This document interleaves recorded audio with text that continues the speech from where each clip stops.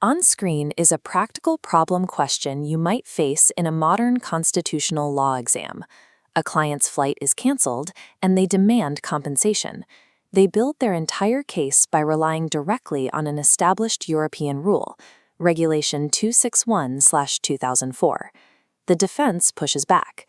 The airline's legal team points to a fictitious UK Act of Parliament passed in 2018.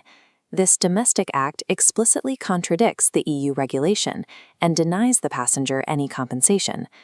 Here is the central conflict you have to resolve. Standing in a UK court, which piece of legislation wins? The answer depends entirely on the date of the hearing, because on January 1, 2024, the rules of priority fractured. Answering this single scenario correctly requires identifying the exact moment the hierarchy of laws within the UK statute book was restructured. To see why this matters, we have to look back to the end of 2020. To prevent a paralyzing gap in the statute book following Brexit, the UK needed a temporary legal bridge. The initial solution was the European Union Withdrawal Act 2018. It captured a snapshot of existing EU law and preserved it domestically as retained EU law, allowing it to keep its special supremacy powers over older UK statutes. The government then intervened to permanently strip away those special European characteristics by passing the retained EU law Revocation and Reform Act 2023, known as REULA. On January 1, 2024, the mechanical shift took effect. Retained EU law became assimilated law, ending its constitutional connection to the European legal order. Relying on pre-2024 textbooks or old legal strategies to solve current problems will now result in failing the exam or losing the case. To tackle any post-REULA scenario, we build a four-step logic tree. Node 1 is identification, pinpointing the exact origin of the law in question. Category 1 is EU-derived domestic legislation, saved under Section 2 of the EU-WA. These are UK regulations originally drafted to implement EU directives.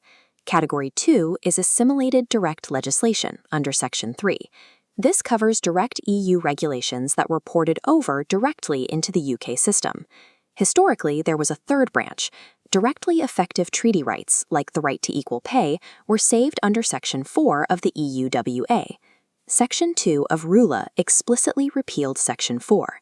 Unless a UK minister has specifically stepped in to codify them, those direct rights are now dead. The examiner's tip here is simple.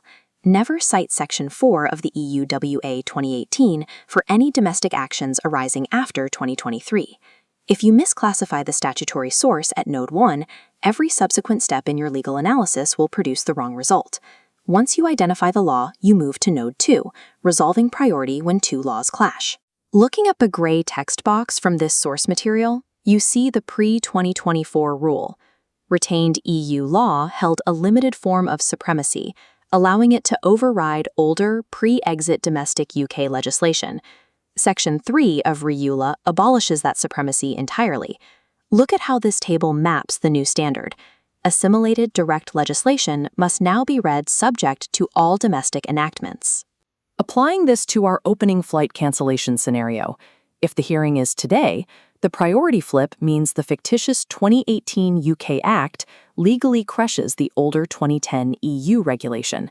There is a narrow caveat. UK ministers possess specific statutory powers to grant priority to targeted assimilated laws, but they can only do so by passing new statutory instruments. Recognizing this exact priority inversion is the ultimate defining line between passing and failing your commercial law problem questions. Note 3 dictates how judges interpret assimilated law when the statutes themselves are ambiguous. You must first identify assimilated EU case law, which consists of the principles laid down by the Court of Justice of the European Union before IP completion day. When these issues reach the appellate level, like the Royal Courts of Justice, we see cases like Tunin Inc. The question there was whether the Court of Appeal could depart from settled CJEU jurisprudence regarding copyright and internet hyperlinks.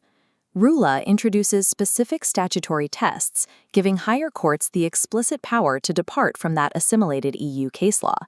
Yet in Tunin, the Court of Appeal possessed the power to depart and explicitly declined to use it. The court prioritized international consistency and commercial legal certainty, overtaking the opportunity to rewrite the law. Just because post-Brexit courts have the authority to aggressively rewrite European precedent does not mean they will. Judges heavily prioritize stability. This brings us to Node 4, the hidden exception to the entire framework. Does European supremacy survive anywhere in UK law today? Yes. It survives within the strictly ring-fenced domain of the withdrawal agreement. Section 7A of the EU-WA 2018 enforces the withdrawal agreement. It gives the agreement direct effect and maintains its supremacy over conflicting UK rules. We see this clearly in the IMA case. The UK Home Office implemented an immigration rule that required EU citizens to make a second application before their pre-settled status expired. This domestic rule came into direct conflict with Article 4 of the withdrawal agreement, which protects citizens' rights.